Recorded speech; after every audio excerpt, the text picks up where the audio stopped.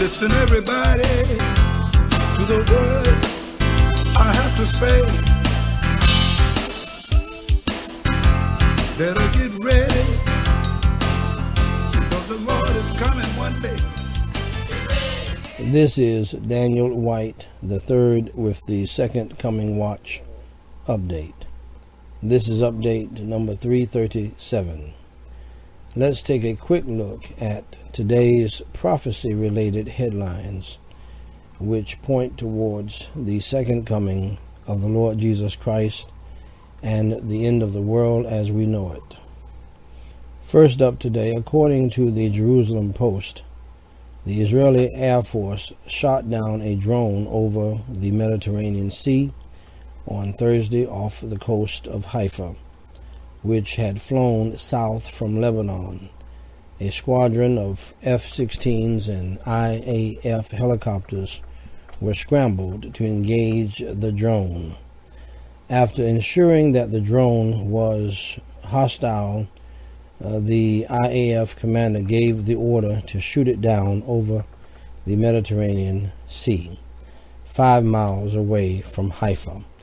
Prime Minister Netanyahu said that Israel is prepared to deal with any threat posed from Syria or Lebanon in the air, land, or sea.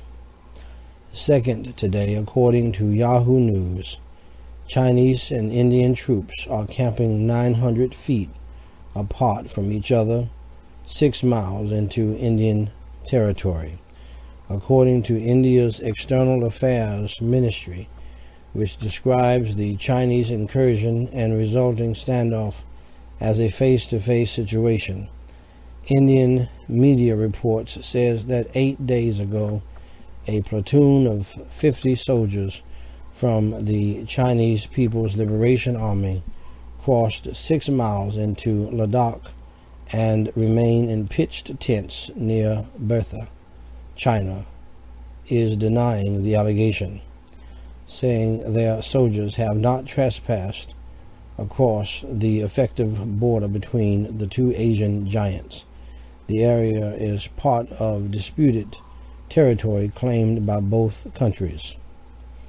Third today, according to Reuters, the World Health Organization says that a new bird flu strain that has killed 22 people in China is one of the most lethal of its kind and transmits more easily to humans than another strain that has killed hundreds since 2003.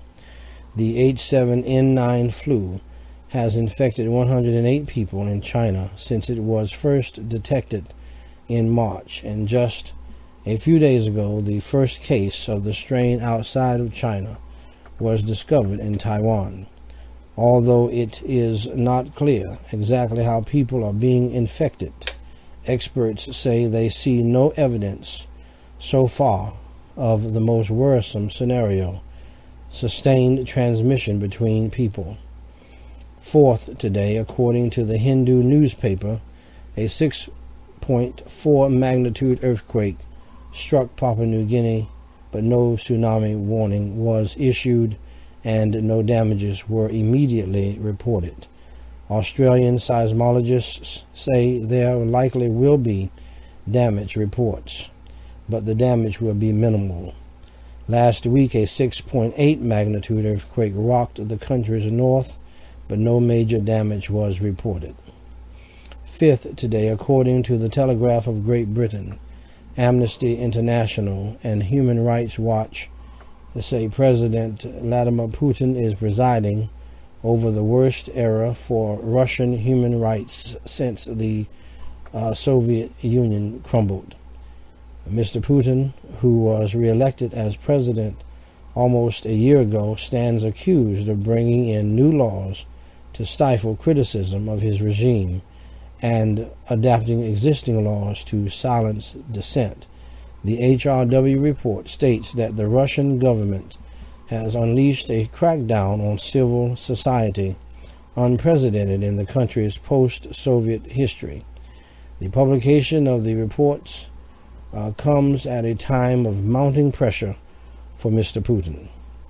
Ladies and gentlemen, As we live in these difficult and surprising days, please be reminded that Jesus Christ said in Mark 13, verses 26 and 27, "And then shall they see the Son of Man coming in the clouds with great power and glory. And then shall he send his angels, and shall gather together his elect from the four winds, from the uttermost part of the earth to the uttermost part of heaven." You can read these stories in more detail and get more prophecy-related news at secondcomingherald.com.